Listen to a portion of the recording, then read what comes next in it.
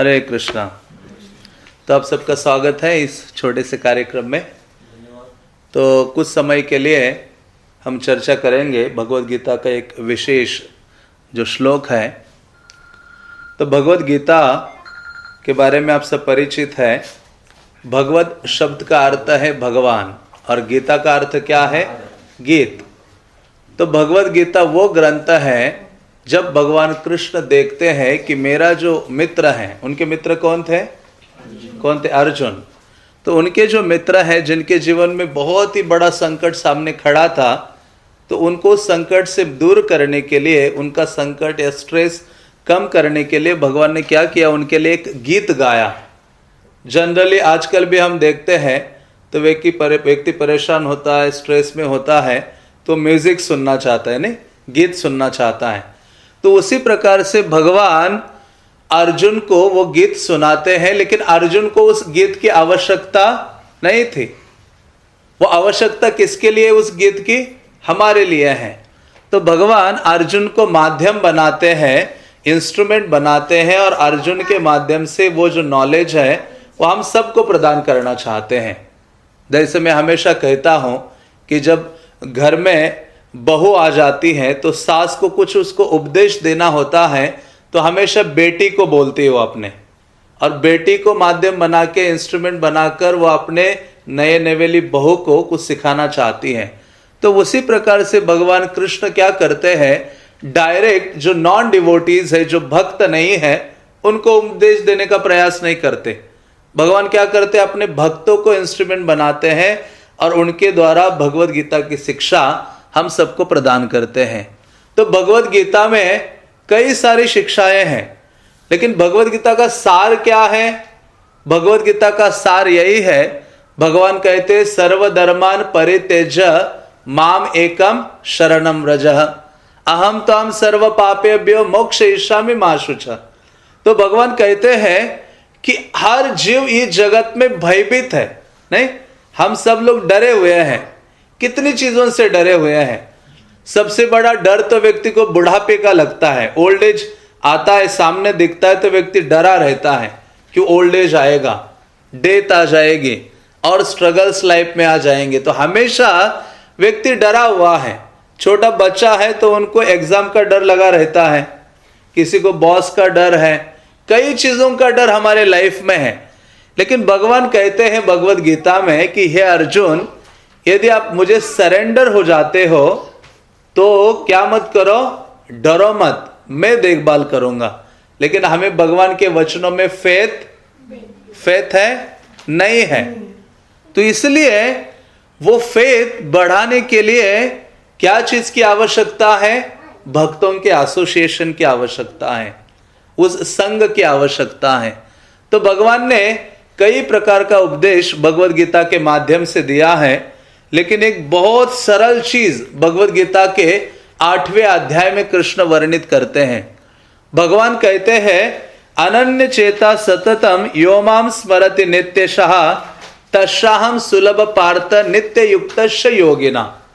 तो कोई कह सकता है कि भगवद गीता को समझने के लिए व्यक्ति को संस्कृत जानने की आवश्यकता है, लेकिन नहीं।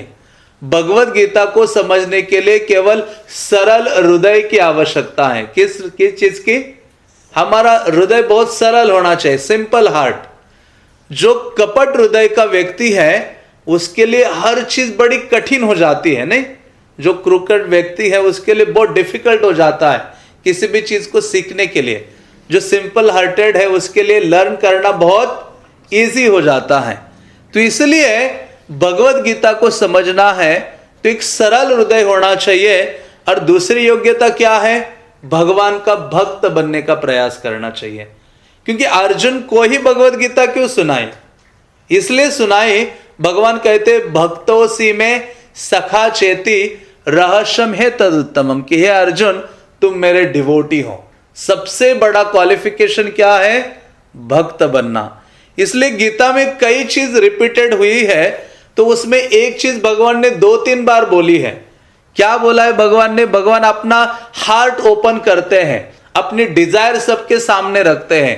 भगवान कहते हैं भगवद गीता में मन मना भव मद भक्तो, तो वहां कहते हैं भव मद भक्तो, मेरा क्या बनो, भक्त बनो।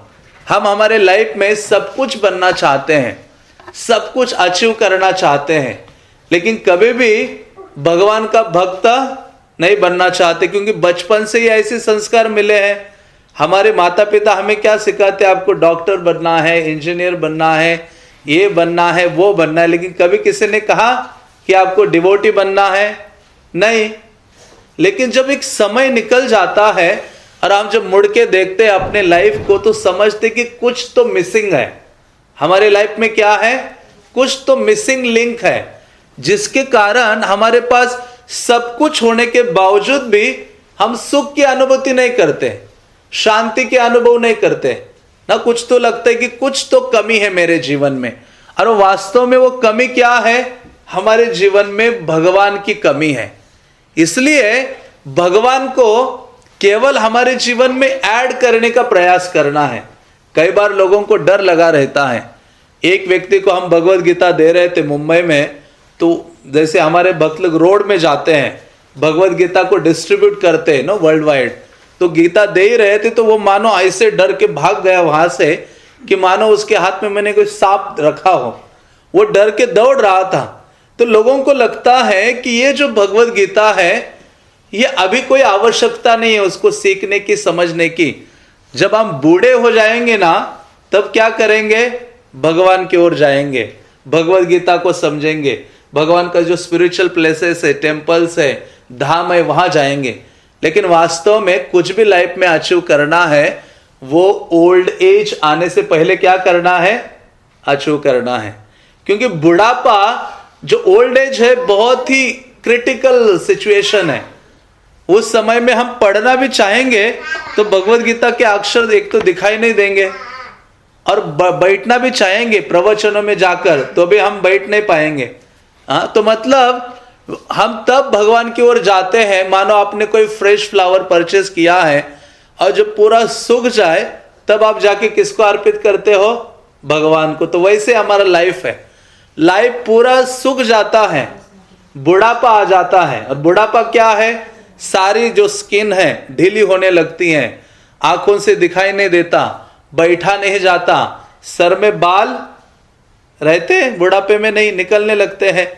तब हम सोचते भगवान के बारे में, हाँ, लेकिन उस समय हमारा शरीर साथ नहीं देता। इसलिए शास्त्र कहते हैं शरीर माध्यम खलु धर्म साधना, कि हमें भगवान ने एक बहुत ही ब्यूटीफुल चीज दी है, और वो क्या है? ये बॉडी है। क्या है वो चीज?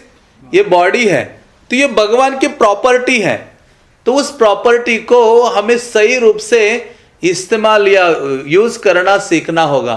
इसलिए भगवान भगवद गीता देते हैं, और भगवद गीता के इस विशेष श्लोक जिसको आज हमने चूज किया है चर्चा करने के लिए, भगवान उसमें कहते हैं कि हे अर्जुन, अब मुझे प्राप्त करने का सरलतम उपाय क्या है?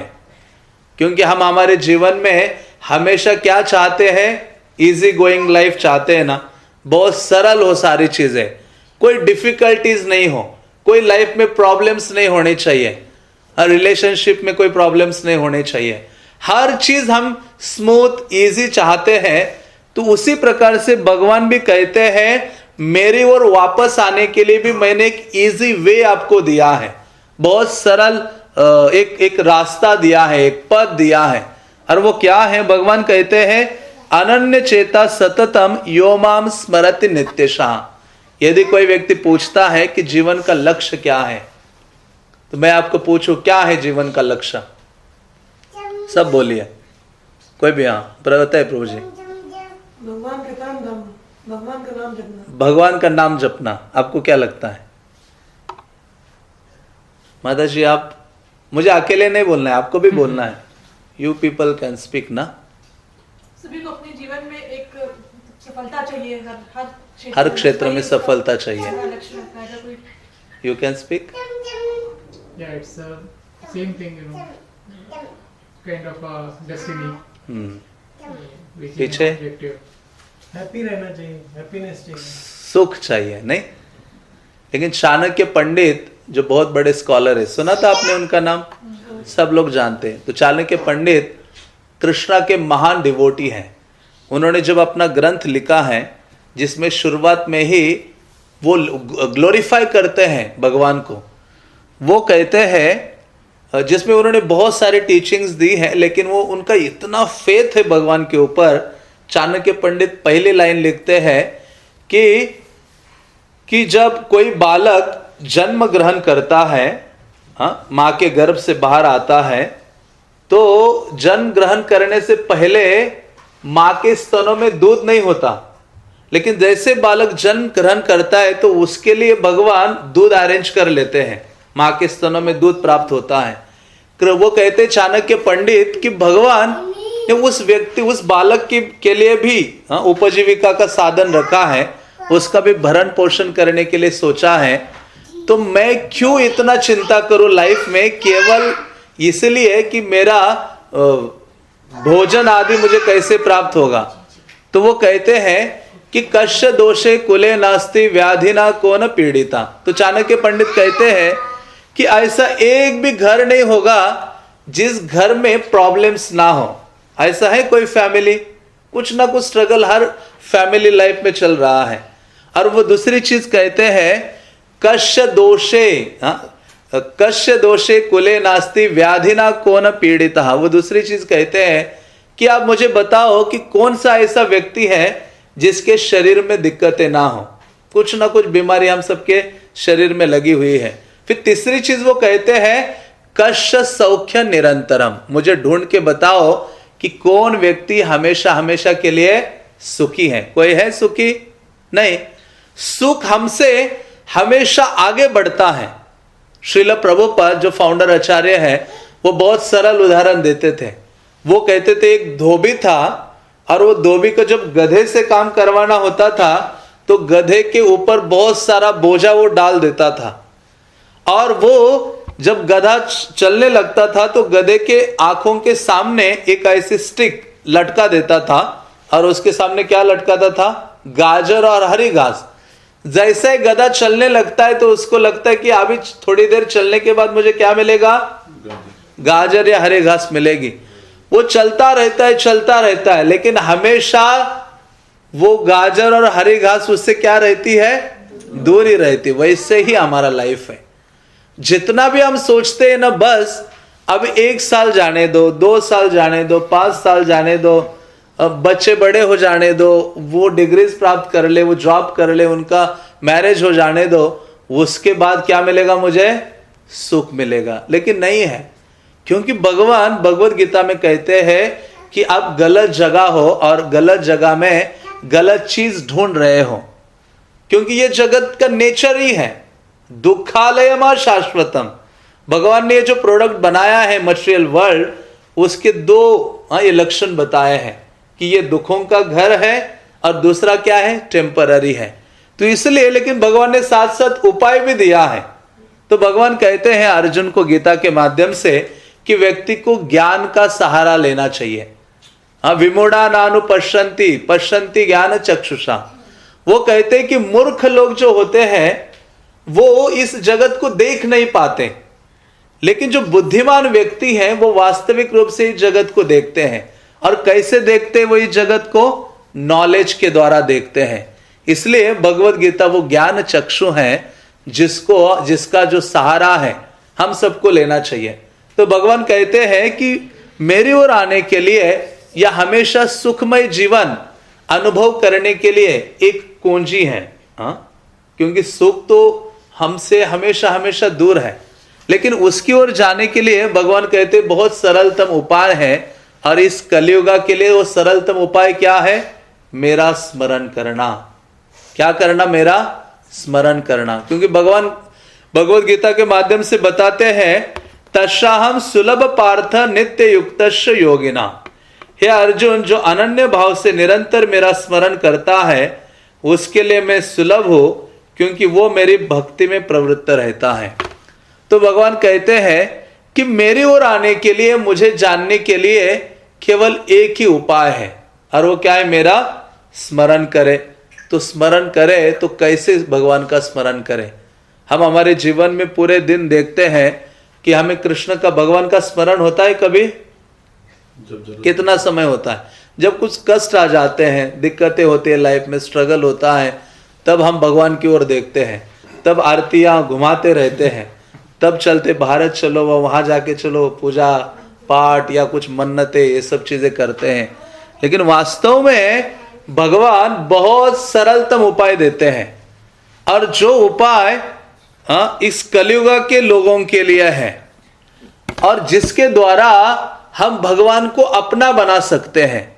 क्योंकि कलियुग में व्यक्ति क्वालिफाइड नहीं है बाकी कोई भी कार्य करने के लिए। भगवान को प्राप्त करने के लिए कई सारी विधि है जिनको जो हम कर नहीं सकते कलियुग में, लेकिन एक चीज सरलता से कर सकते कलियुग के लोग, और वो है भगवान का स्मरण कर सकते हैं। लेकिन वो स्मरण भी कैसे किया जाए उसकी भी एक विशेष विधि है। तो इसलिए श्रीमद् भागवतम में वर्णन आता है और सारे शास्त्र ये वर्णित करते हैं कि भगवान अलग अलग युगों में प्रकट होते हैं, और अलग अलग युगों में भगवान को समझने की, भगवान को जानने की अलग अलग प्रोसेस है, अलग अलग विधि है। जैसे सत्य युग में भगवान को समझना होता है तो उस समय क्या था, यज्ञ करना, क्योंकि उस सत्य युग में लोगों की आयु 1 लाख साल के थे। और त्रेता युग में भगवान को जानने की जो विधि थी वो थी अर्चना आदि करना, बड़े बड़े मंदिरों का निर्माण करना और पूजा अर्चना करना। और जब द्वापर युग आ गया, सत्य युग में ध्यान था, और त्रेता युग में जब भगवान राम थे उस समय यज्ञ आदि था, और जब द्वापर युग आता है तो उस समय भगवान के विग्रहों की स्थापना करना, उनकी पूजा अर्चना करना। लेकिन कलियुग में ये तीनों चीजें पॉसिबल नहीं है। ना व्यक्ति ध्यान कर सकता है, और ना व्यक्ति पूजा अर्चना कर सकता है, और ना व्यक्ति क्या कर सकता है, यज्ञ आदि नहीं कर सकता। तो कलियुग के लोग क्या कर सकते हैं? तो इसलिए शास्त्र कलियुग के लिए ये प्रोसेस, सरल विधि बताते हैं, और वो क्या है, हरेर नाम हरेर नामैव केवलम कलो नास्तेव गतिरन्यता। कि कलियुग के लोग जिनकी आयु बहुत कम है, जब हम छोटे थे तो हम सुनते थे कि लोगों की आयु 100 साल की थी, या 100 से 10 साल और जीते थे। लेकिन अभी जैसा व्यक्ति 60 साल का हो जाता है तभी उसकी आयु खत्म होना शुरू हो जाती है। तो आयु इतनी कम है जिसमें 30-40 साल तो हम सोने में गवाते हैं, और 30-40 साल का हमारे पास जीवन है, और उसी में भी हम पढ़ते हैं, सारी चीजें करते हैं। तो जीवित रहने के लिए 10-12 साल व्यक्ति के पास होते हैं। तो इसलिए शास्त्र कहते हैं कि भगवान को समझने की जो विधि है कलियुग की, वो है भगवान के पवित्र नामों का क्या करना, जप करना। तो कोई व्यक्ति कह सकता है कि कौन से पवित्र नाम है? तो हम तो कई बार लोग कहते कि इस्कॉन के जो लोग हैं वो केवल ये हरे कृष्ण मंत्र को प्रमोट करते हैं। कौन सा मंत्र प्रमोट करते हैं? हरे कृष्णा, जोर से बोलिए, हरे राम राम राम हरे। वास्तव में इस्कॉन के डिवोटीज प्रमोट नहीं करते हैं, क्योंकि इसकी जो विधि है कलि संतरण उपनिषद में वर्णित की है। ये जो मंत्र है, क्योंकि नारद मुनि ने जब देखा कि कलियुग के जीव बहुत ही दुखी है, जैसे कहते हैं ना भारत में कि हमेशा किसी के चेहरे में 12 बजे रहते हैं। तो कलियुग के जो जीव है वो हमेशा कष्टमय स्थिति में है। तो ऐसे जीवों के लिए क्या सरलतम विधि हो सकती है? तो ऐसे कलियुग के जीवन लोगों के लिए नारद जब बहुत चिंतित थे तो नारद ने ब्रह्मा जी से पूछा कि कलियुग के जीवों के लिए क्या विधि है? तो ब्रह्मा ने कहा, इति षोडशकम नाम कलि कल्मष नाशनम। कि जो ब्रह्मा कहते हैं कि कलियुग के जीवों के लिए एक ही विधि है, और एक विशेष मंत्र है, एक विशेष नाम है, जिस नाम का उच्चारण कलियुग के जीवों को करना चाहिए। तो ब्रह्मा स्वयं ही वर्णित करते हैं कि वो 16 अक्षरों का मंत्र है, जिसका उच्चारण करने मात्र से कलियुग के जो जीव है कलि कल्मष नाशनम, कलियुग के जीव अपने जीवन में जो कल्मष है, जो दुख है, उनका नाश कर सकते हैं सरलता से। लेकिन उनको क्या करना होगा? भगवान के नाम का सहारा लेना होगा, भगवान के नाम का आश्रय को स्वीकार करना होगा। हाँ, ये जो हरे कृष्ण महामंत्र है, तो ये कलिसंतरण उपनिषद में या शास्त्रों में जो महान महान आचार्य गण है या मुनि गण है वो वर्णित करते हैं। तो इसलिए शास्त्र कहते हैं कि इस भौतिक जगत से व्यक्ति को बाहर निकलने के लिए 2 ही चीजों की आवश्यकता है, और वो क्या है? साधु संग कृष्ण नाम यही मात्र चाय, संसार जिनित्यार कौन वस्तु नाय। कि भगवान की ओर आगे बढ़ने के लिए व्यक्ति को 2 चीजों की आवश्यकता है। एक है भगवान के भक्तों का संग हो, और दूसरा क्या है? भगवान के पवित्र नामों का उच्चारण। हरे कृष्णा कृष्णा कृष्णा हरे हरे, हरे राम राम राम हरे हरे।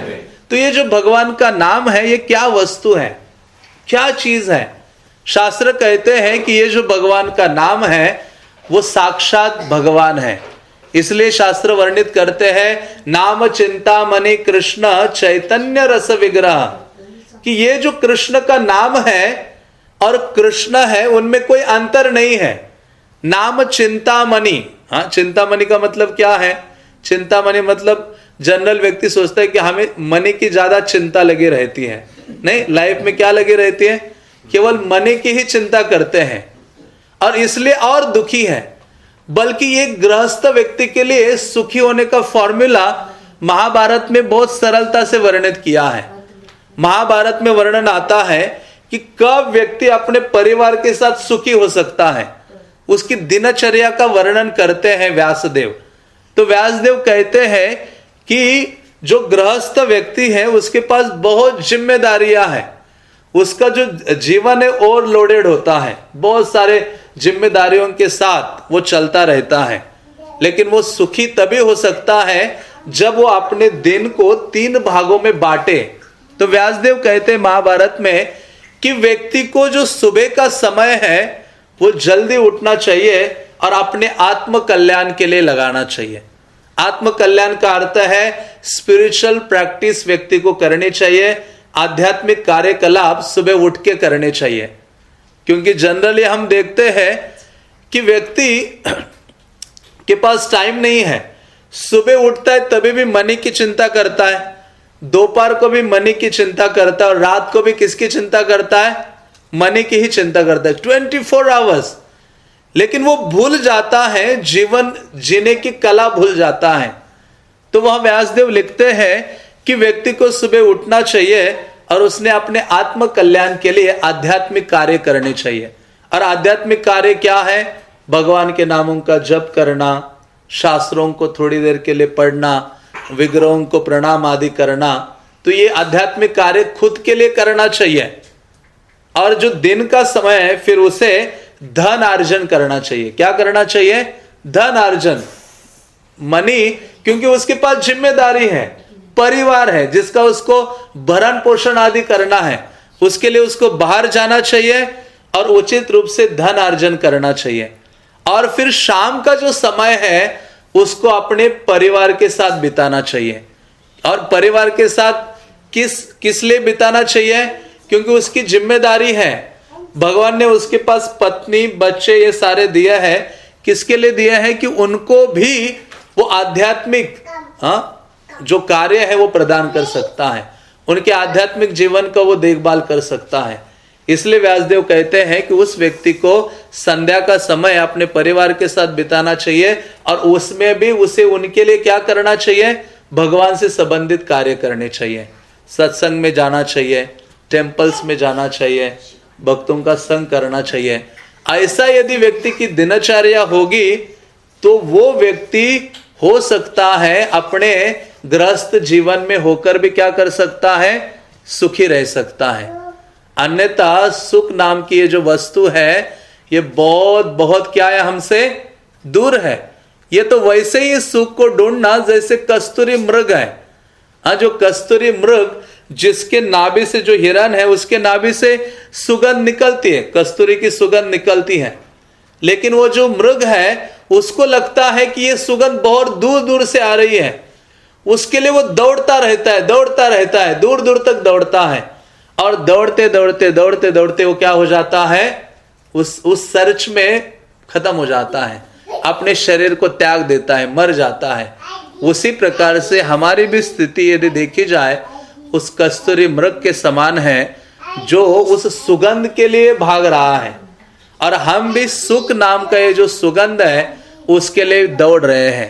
इसलिए शास्त्र कहते हैं कि ये जो भगवान का नाम है वो कृष्ण से अभिन्न है। नाम चिंतामणि कृष्ण चैतन्य रस विग्रह अभिन्नत्वात् नाम नामिनः। कहते कि भगवान का नाम और भगवान उनमें कोई अंतर नहीं है। श्रील प्रभुपाद कहा करते थे कि आपको प्यास लगती है तो आप पानी पानी पानी कहोगे तो आपकी प्यास बुझेगी, बल्कि प्यास और बढ़ेगी। तो लेकिन उसमें अंतर है। हाँ, एक बार कोई व्यक्ति का डेड बॉडी जा रहा था तो किसी ने पूछा ये किसका बॉडी जा रहा है। किसने कहा कि इसका नाम अमर था। क्या नाम था? अमर था। तो वो मरा कैसे? हाँ, मतलब नाम अलग है और उसकी क्रिया अलग है। हाँ, एक बार हमारे भक्त एक सिग्नल में गाड़ी रुक गई तो वहां भिक्षा ने बेगर्स आते हैं, तो किसने नॉक किया शीशा गाड़ी का, तो खोला तो भक्त वैसे ही उनको पूछते हरे कृष्णा बोलो या आपका नाम क्या है। तो उसने कहा मेरा नाम लक्ष्मीपति है। अरे बाबा, आप तुम लक्ष्मीपति हो तो रोड में क्यों भीख मांग रहे हो? तो मतलब इस भौतिक जगत में दोनों चीजें अलग है, नाम अलग है और वो पर्सन अलग है। लेकिन आध्यात्मिक चीजों का क्या है, दोनों एक ही है। इसलिए कहते अभिन्नत्वात् नाम नामिना।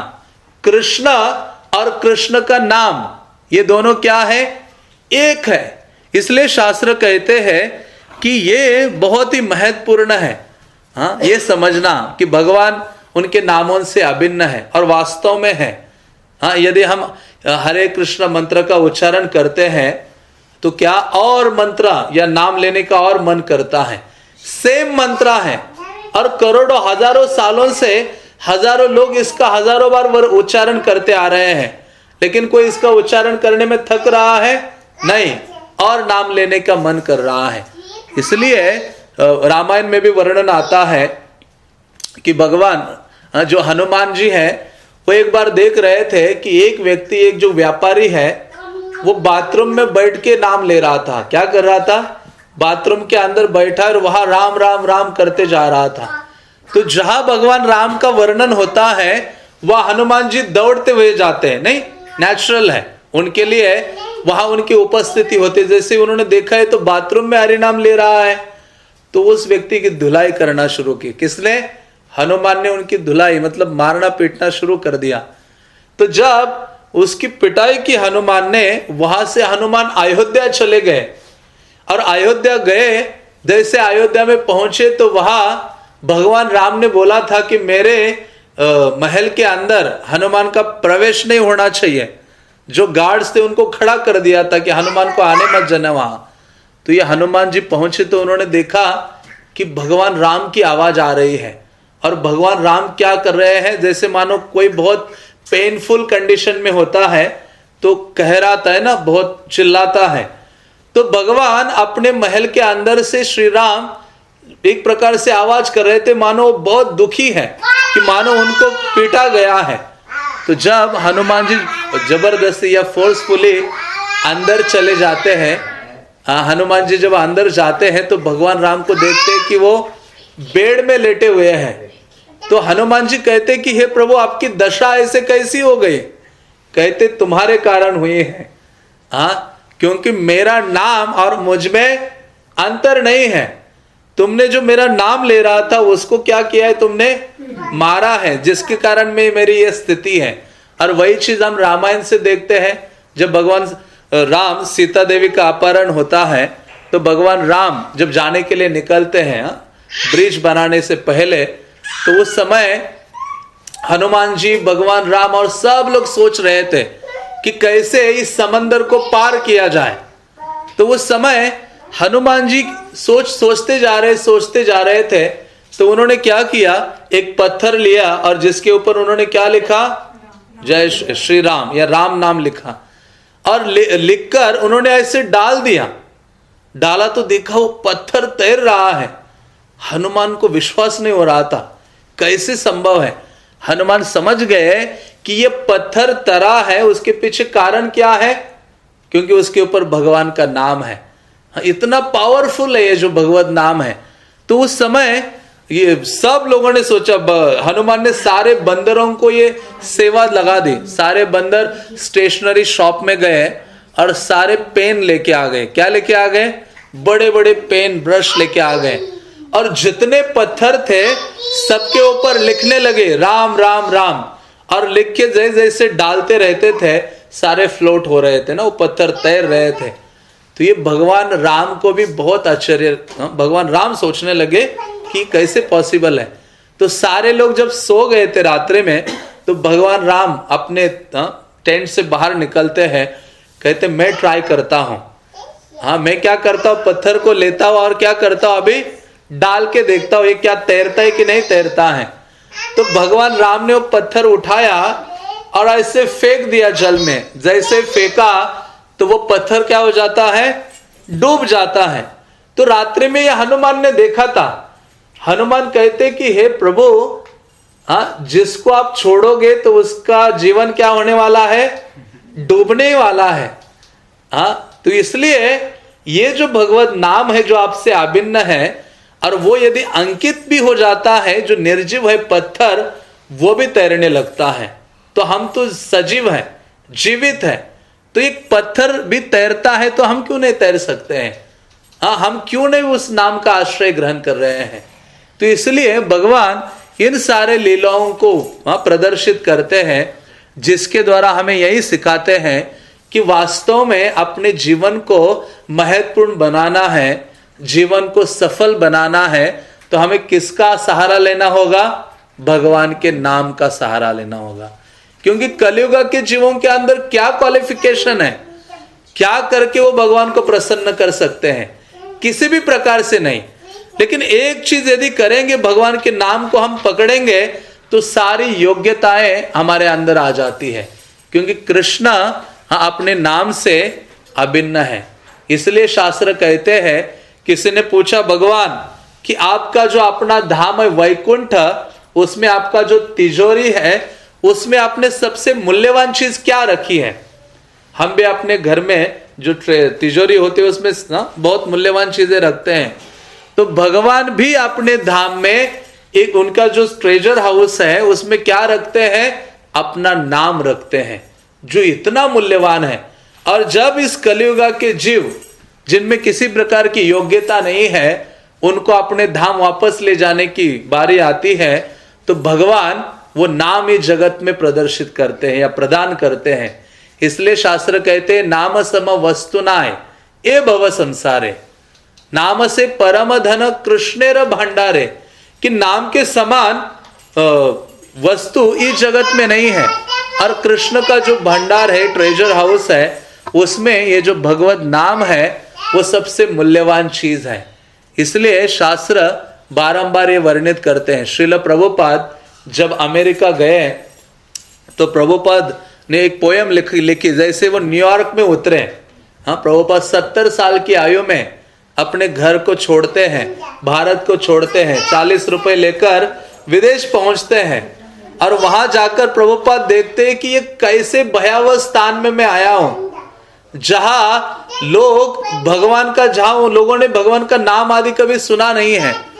लेकिन वहां जाकर प्रभुपाद बोलते हैं कि हे कृष्ण, कि मेरे अंदर कोई योग्यता नहीं है, मेरा नाम भक्ति वेदांत रखा गया है। प्रभुपाद का नाम क्या था? भक्ति वेदांत, जो इस्कॉन के फाउंडर है। भक्ति वेदांत शब्द का अर्थ है कि जो भक्ति से भरा हुआ है, और वेदांत का मतलब है कि नॉलेज, वेदों का जो अंत है, नॉलेज से भरा हुआ है। तो प्रभुपाद कहते हैं कि मुझ में ना भक्ति है ना मुझ में ज्ञान है, लेकिन हे कृष्ण, एक चीज मुझ में है। क्या है वो योग्यता? प्रभुपाद कहते हैं, नामे खूब धरो। वो एक पोयम, बंगाली पोयम में उन्होंने लिखा कि मेरे अंदर एक ही योग्यता है कि मैंने आपका ये जो पवित्र नाम है उसको बहुत प्रगाढ़ता से पकड़ा है। जिसके कारण उन्होंने इतने पूरे विश्व में प्रचार कर डाला।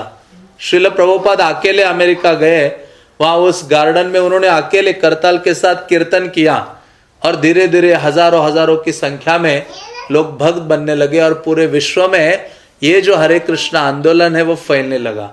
क्यों? क्योंकि उनका विश्वास किस पर था? पूर्ण रूपे ना भगवान के पवित्र नाम के ऊपर था। तो ऐसा नाम जो बहुत सरल चीज है, जो भगवान ने हमें प्रदान की है, लेकिन हमें उसको श्रद्धा के साथ लेना चाहिए। किसके साथ लेना चाहिए? श्रद्धा के साथ। हाँ, श्रद्धा मानो बहुत महत्वपूर्ण है। श्रद्धा क्या है? श्रद्धा शब्दे कैल सदृढ़ निश्चय, कृष्ण भक्ति कैले सर्व कर्म कृता है। श्रद्धा यह है कि मैं भगवान का नाम ग्रहण करूंगा, भगवान का भक्ति करूंगा, तो मेरे सारे कार्य वास्तव में मैंने कर डाले हैं या हो जाएंगे, ये भावना। जैसे श्रील प्रभुपाद के लिए 70 साल की आयु मायने नहीं रही, उनके साथ कोई धन नहीं था, कोई ऐश्वर्य आदि नहीं था, कोई सुविधाएं नहीं थी, लेकिन उनका अनुराग भगवान के नाम में सर्वाधिक था, जिसके कारण उन्होंने जो चीज आज तक नहीं हुई, न भूतो न भविष्यति, जो पहले किसी ने भी नहीं किया और आगे चलकर भी कोई करने वाला नहीं है, ऐसी चीज उन्होंने की सारे जगत में। और कोई भी देश, किसी भी जाति पाति का व्यक्ति हो, वो भी भगवान नाम को सरलता से स्वीकार कर रहा है।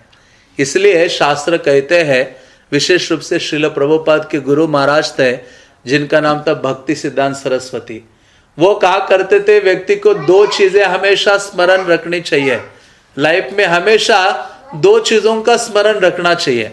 तो उनको पूछा क्या 2 चीजें हैं जो व्यक्ति को स्मरण रखनी चाहिए हमेशा?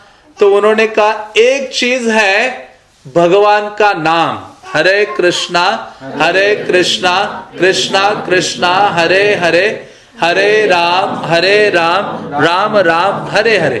भगवान का नाम एक स्मरण रखना चाहिए। और दूसरा मृत्यु, क्या स्मरण रखना चाहिए? मृत्यु, क्योंकि मृत्यु निश्चित है। कई बार व्यक्ति सोचता है ना कि क्या मृत्यु की चर्चा हम करते हैं, लेकिन ये रियलिटी है, ये ट्रूथ है। तो वो कहा करते थे यदि आप भगवान का नाम हमेशा स्मरण रखते हो तो मृत्यु का भय आपको कभी नहीं होगा। हाँ, जैसे बचपन में ग्रैंड मदर ग्रैंड फादर बोलते हैं ना, बच्चे क्या करते रहो, राम राम बोलते रहो। बच्चों को अंधेरे से डर लगता है या कहाँ अकेले जाना है, तो ये संस्कृति थी, ये संस्कार होते थे कि बच्चे तुम नाम लेते रहो। तो हमें कुछ पता नहीं होता था कि राम क्या है, कृष्ण क्या है, लेकिन बचपन में हृदय सरल होता है, इसलिए बच्चा क्या करता है, बोलते रहता है। तो भक्ति सिद्धांत सरस्वती कहा करते थे कि व्यक्ति को भगवान का नाम स्मरण रखना चाहिए, जिसके द्वारा वो मृत्यु का उसको भय नहीं लगेगा। और मृत्यु का क्यों स्मरण रखना चाहिए? क्योंकि वो भगवान का नाम क्या करेगा, व्यक्ति हमेशा लेता रहेगा। ये दोनों चीजें कनेक्टेड है। तो इसलिए आप सब बहुत भाग्यवान हो। श्रील प्रभुपाद कहा करते थे, भारत भूमि ते हैला मनुष्य जन्मजार, जन्म सार्थक करे कर परोपकार। जिस व्यक्ति ने भारत भूमि में जन्म लिया है उस व्यक्ति का ये कर्तव्य है, उस व्यक्ति का ये ड्यूटी है। क्या है कि अपना जीवन सार्थक करने का प्रयास करना चाहिए। और सार्थकता तभी है, सार्थकता क्या है? अंते नारायण स्मृति है, कि हम भगवान का स्मरण कर पाए। जैसे भगवद गीता के इस श्लोक में भगवान ने कहा है, अनन्य चेता सततम यो माम स्मरति नित्यशा। अनन्य भावना से यदि मेरा कोई स्मरण करता है, हमारी भावनाओं में तो कई सारी डिजायर्स होती है भगवान के पास जाते हैं। तो जब हम भगवान के पास पहुंचते हैं तो पूरी लिस्ट लेकर पहुंचते हैं, भगवान मेरे लिए आपने ये करना है, वो करना है, इतनी सारी चीजें बोलते हैं। लेकिन भगवान कहते हैं केवल अनन्य भावना से मुझे अप्रोच करने का प्रयास करो सिंसियरली। हाँ, तो भगवान कहते योगक्षेम वहाम्य हम, आपकी जो आवश्यकताएं हैं उनको मैं पूर्ति करूंगा और जो आपके पास है उसकी रक्षा करूंगा। तो भगवान चाहते अनन्य चेता सततम यो माम स्मरति नित्यशा तस्याहम सुलभ पार्थ। हे व्यक्ति, हे अर्जुन, जो अनन्य भावना से मेरा स्मरण करेगा उस व्यक्ति के लिए मैं क्या हो, सुलभ हो, बहुत ही सरल हो। तो इसलिए ये जो चीज़ है स्मरण करने की, ये बहुत महत्वपूर्ण है। और भगवान का नाम है जिसका आश्रय लेकर हम भगवान का निरंतर क्या कर सकते हैं, स्मरण कर सकते हैं। और ये सरलतम विधि श्री चैतन्य महाप्रभु, क्योंकि कलियुगा में भगवान कृष्ण श्री चैतन्य महाप्रभु के रूप में अवतरित होते हैं 532 साल पहले नवद्वीप मायापुर में। क्योंकि भगवत गीता का उपदेश भगवान कृष्ण ने प्रदान किया और भगवान गीता में अंतिम उपदेश दिया कि क्या करो, मेरी शरण ग्रहण करो।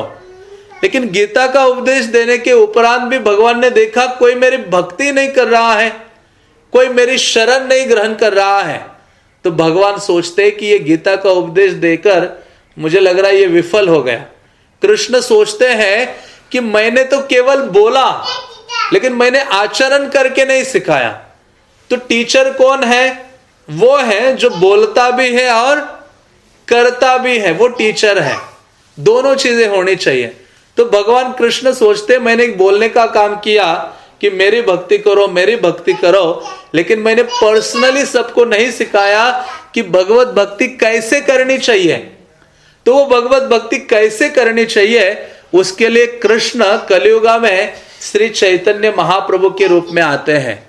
और वो चैतन्य महाप्रभु के रूप में आकर सारे जगत को क्या करते हैं, भगवत भक्ति करने की शिक्षा देते हैं, जो उनका ये स्वरूप है गौर निताय के रूप में। तो ऐसे चैतन्य महाप्रभु आते हैं और सबको ये हरि नाम प्रदान करते हैं। तो चैतन्य महाप्रभु एक बार ऐसे जा रहे थे कीर्तन करते हुए हरे कृष्ण मंत्रा, तो उन्होंने गंगा नदी के किनारे एक धोबी को देखा। वो धोबी कपड़े लेके आए से पटक पटक कर धो रहा था। तो ये चैतन्य महाप्रभु उसके पास गए और उस धोबी से कहा कि हे धोबी, हाँ तुम कृष्ण कृष्ण बोलो। क्या बोलो? जोर से और जोर से और एक बार। तो वो धोबी के पास चैतन्य महाप्रभु गए अपने सारे भक्तों के साथ और कहते हे धोबी कृष्ण कृष्ण कहो। वो धोबी कहता है ये कृष्ण कृष्ण कहूंगा तो ये कपड़े कौन धोएगा? हाँ, तो चैतन्य महाप्रभु कहते हैं मैं कपड़े धोऊंगा लेकिन तुम क्या करो? कृष्ण कृष्ण। क्या बोलो? कृष्ण कृष्ण। हाँ, तो इतने दयालु हैं। तो वास्तव में श्री चैतन्य महाप्रभु जानते हैं कि हमें दोनों प्रकार से धोने की आवश्यकता है। एक तो हमारा हृदय भी गंदा है और हम बाहरी रूप से भी गंदे हैं और आंतरिक रूप से भी गंदे हैं। इसलिए श्री चैतन्य महाप्रभु आते हैं और सारे जगत के जीवों को धो डालते हैं। और उनकी विधि क्या है? यह हरे कृष्ण मंत्रा है। तो ये हरे कृष्ण मंत्रा कई बार लगता है कि ये तो वेल नोन है, इसमें क्या सीक्रेट कुछ छुपा तो है नहीं।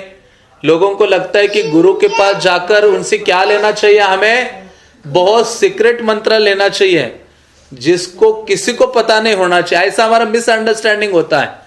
लेकिन शास्त्र को हम सहारा नहीं लेते। जनरली हम जो स्पिरिचुअल प्रैक्टिस करते हैं वो अपने मन माने ढंग से करते हैं। आजकल जो गुरुज हैं, बाबाज हैं, हाँ इतने बड़े बड़े, वो क्या करते हैं, वो कहते तुम्हें जो अच्छा लगता है मंत्र वो जपना शुरू करो। यदि डॉक्टर आप जाओगे उसके पास कि बहुत बीमार हो, बहुत बीमार हो, डॉक्टर कहे कि आपको जो दवाई अच्छी लगती है वो क्या करना, खा लेना, तो आप तैयार हो जाओगे क्या? लेकिन जब भक्ति की बात आती है, भगवान के नाम की बात आती है, तो हम जो मन में आता है वो करते हैं। लेकिन शास्त्र कहते नहीं, हमें जो भी करना है उसके लिए साधु, गुरु और शास्त्र, हाँ जो भी चीज करते हैं उसके लिए चेक करने के लिए क्या ये शास्त्र में वर्णित है या नहीं है, वो पता करना चाहिए, तभी फॉलो करने का प्रयास करें। तो इसलिए हाँ ये जो भगवान का नाम है हरे कृष्ण मंत्र, ये शास्त्रों में वर्णित है, शास्त्रों के द्वारा अनुमोदित है या प्रदत्त है। तो इसलिए इस नाम का उच्चारण करने का प्रयास करना चाहिए। और इतना सरल है, हाँ उसके लिए क्या है, जिह्वा को हिलाने की आवश्यकता है। क्योंकि कृष्ण कहते आप मेरी क्या सेवा करोगे? भगवान की सेवा में तो लक्ष्मियां लगी हुई है, लक्ष्मी सहस्र शत संभ्रम सेव्यमाणम, है ना। भगवान की सेवा में तो हजारों हजारों लक्ष्मियां हैं, हम क्या सेवा कर सकते हैं। लेकिन भगवान की सेवा हम कलियुगा में सरल रूप से कर सकते हैं। कैसे? जिह्वा के माध्यम से। हाँ, अतः श्री कृष्ण नामादि न भवेद ग्राह्यम इंद्रिय, सेवन मुखे ही जिह्वा दो, कि आप जिह्वा के द्वारा कृष्ण की सेवा करोगे तो भगवान आपके लिए प्रकट हो जाएंगे। हाँ, जिह्वा के द्वारा। तो जीभ से हम सेवा करते, दो चीजें करते हैं। जीभ से क्या दो चीजें करते हैं? एक तो बोलते रहते हैं और दूसरा क्या करते हैं? खाते रहते हैं। तो बोलना है तो क्या बोलो? हरे कृष्णा कृष्णा कृष्णा हरे हरे, हरे राम राम राम हरे हरे। और खाना भी है तो क्या खाओ? भगवान को अर्पित किया हुआ प्रसाद, हाँ, जिसको भगवान गीता में कहते हैं। तो ये सरल विधि है, जिसको पालन करेंगे तो निश्चित रूप से हाँ, हम आध्यात्मिक लाभ या अपना जीवन सुखमय और सफल बना सकते हैं। हरे कृष्णा कृष्णा कृष्णा हरे हरे, हरे राम राम राम हरे हरे। तो मैं यहाँ विराम देता हूँ।